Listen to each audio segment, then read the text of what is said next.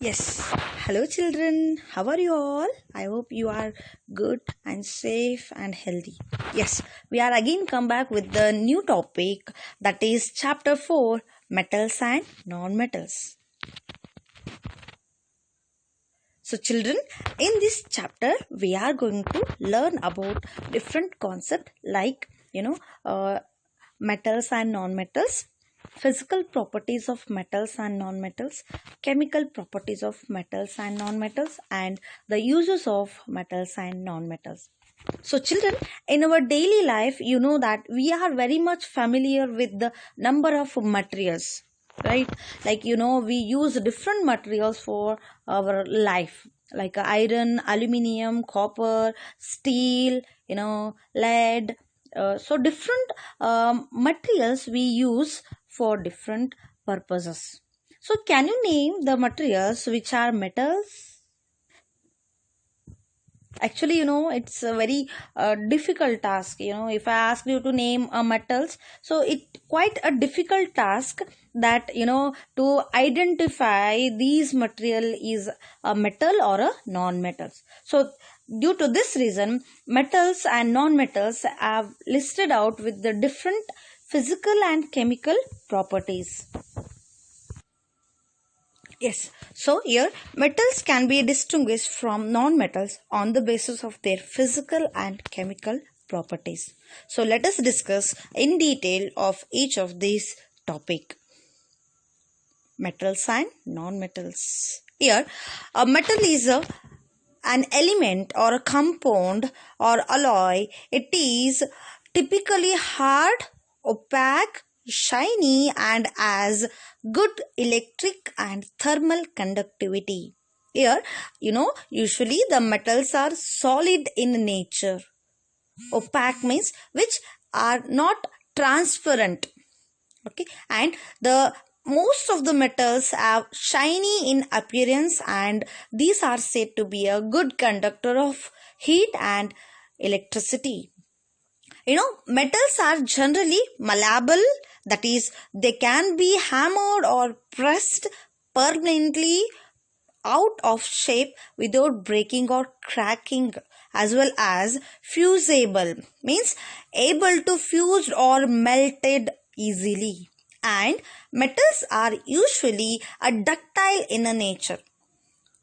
So children, ductile nothing but it can be able to drawn out into a thin wire. So this is what the different characteristics of a metal. So here I will repeat the meaning of a metal is a material that is typically hard, opaque, shiny in appearance, and are good conductor of heat and electricity. About 1912 of the 118 elements in the periodic table are metals. Some metals appear in both metallic and non-metallic form. For example, gold, silver, iron and copper. So here children, you should understand, out of 118 elements, around 91 elements are out of that metals. So here, some metals are appear, in the metallic and non-metallic form, means which have the characteristics of metal as well as the non-metal forms. Here, some example of metals are iron, silver, gold,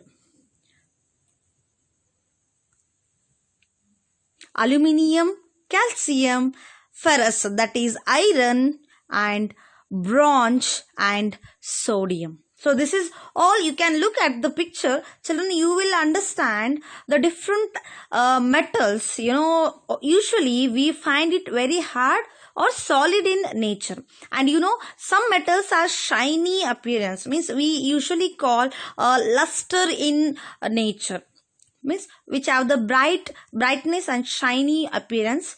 So these are the some examples. You can look at the picture. Chromium, barium, scandium and thallium. These are the few examples of the metals. Like chromium is used in making stainless steel. Barium is used in glass making and in rat poison.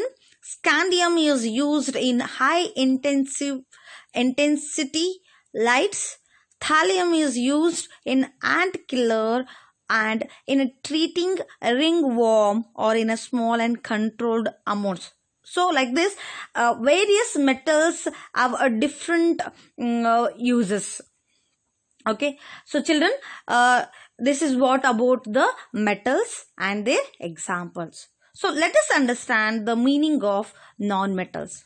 Here, in chemistry, a non-metal is a chemical element that mostly lacks metallic attributes. Means here exactly the non-metals, it's which does not have the property of the metals. Okay, so it lacks a metallic attribute. Physically, non-metals tend to be a high volatile, means easily vaporized, have low electricity and are good insulators of heat and electricity. So here, in the physical appearance, the non-metals are found to be in all three states of matter, like a liquid, solid and gaseous form. And these are called as non-metals are called as bad conductor of heat and electricity. In case of chemically, they tend to have high ionization energy and electronegativity values and gain and share atoms when they react with other elements or compounds. So here, chemically, these non-metals does not, react with any kind of the chemicals. Okay, so it have the high ionization energy and electron negativity values, and it easily share electron when it react with other elements. Okay, so here 17 elements are generally classified as non-metals. So children, we know that out of the 118, 91 elements are of the metals, and remaining 17 elements are said to be non-metals. Most of our gases like hydrogen, helium, nitrogen, oxygen, fluorine, neon, chlorine, argon, krypton, xenon and radon.